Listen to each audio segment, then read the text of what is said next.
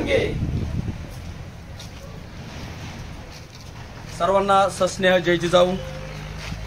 संघर्ष योद्धा मनोजदादा जरांगे पाटील यांच्या मराठा आरक्षणासाठी चालू असलेल्या आंतरवली सराटी येथील उपोषणाचा आज 4था दिवस आहे। अजूनपर्यंत सरकारने कोणतीही दखल घेतलेली नसून त्याच अनुषंगाने लवकरात लवकर सरकारने त्यांच्या आंदोलनाची दखल घ्यावी असं या निमित्तानं निवेदन मुख्यमंत्री साहेबांना देण्यासाठी मार्फत तहसीलदार यांना देण्यासाठी आज आम्ही सर्व अखंड मराठा समाजातील सर्व समाज बांधव या ठिकाणी जमलेलो आहोत। अत्यंत दुसरा एक महत्त्वाचा विषय घेऊन आम्ही एक निवेदन सादर करत आहोत। तो असा आहे की सध्या शैक्षणिक वर्ष 2024-25 साठीची प्रवेश प्रक्रिया चालू झालेली आहे आणि एससीबीसी सर्टिफिकेट जे मराठा समाजासाठी आहे ती एससीबीसी सर्टिफिकेट नॉन क्रिमिनल आणि कास्ट व्हॅलिडिटी संदर्भात ज्या वेबसाईट आहेत महाऑनलाईनच्या वेबसाईट आणि समाज कल्याणची व्हॅलिडिटी संदर्भातली वेबसाईट या वेबसाईट अत्यंत स्लो आहेत, त्याच्यावर लोड आहे आणि असं असून सुद्धा विद्यार्थ्यांना कास्ट सर्टिफिकेट 15 दिवस झाले मिळत नाहीत। विद्यार्थ्यांची प्रवेश घेण्याची तारीख 24 आणि 25 आहे म्हणून तारीख संपत आलेली आहे। तहसील कार्यालयात कर्मचाऱ्याचा संप आहे, पेंडन्सी 10 ते 15 हजार आहे। अशा परिस्थितीमध्ये विद्यार्थ्यांचं शैक्षणिक वर्ष सरकारला वाया घालायचं आहे का असा आमचा प्रश्न या सरकारला आहे।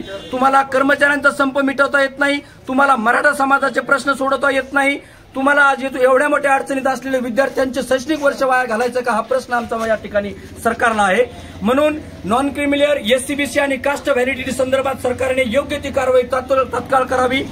जवळपास असलेली 10 ते 15 हजार सर्टिफिकेटची एसडीएम आणि तहसील कार्यालयातली पेंडन्सी येत्या 2 दिवसात जर क्लिअर झाली नाही तर तहसील कार्यालयाला परवा दिवशी आम्ही कुलूप लावण्याचं काम मराठा बांधव करणार आहेत।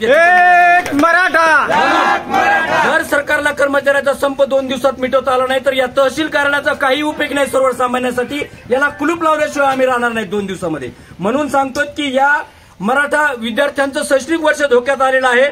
एससीबीसी नॉन क्रिमिनल व्हॅलिडिटी संबंधात प्रचंड अनास्था आहे।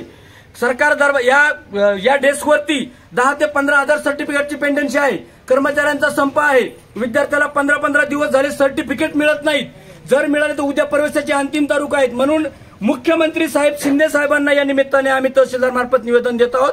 साहेब एक तर संप मिटवा, नसता विद्यार्थी प्रवेश प्रक्रियेची तारीख येत्या 2 दिवसामध्ये वाढवून द्या, नाहीतर या शैक्षणिक वर्षासाठी कुणालाही प्रवेश देऊ नका। हे वर्षच तुमच्याच्याने होत नाही म्हणून गृहीत धरून हे शैक्षणिक वर्ष तुम्ही थांबवा।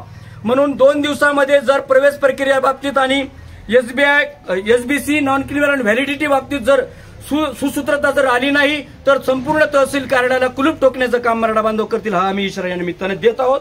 दुसरा विषय आहे मनोजदादांची परिस्थिती 4 दिवस झाले अत्यंत बिकट आहे।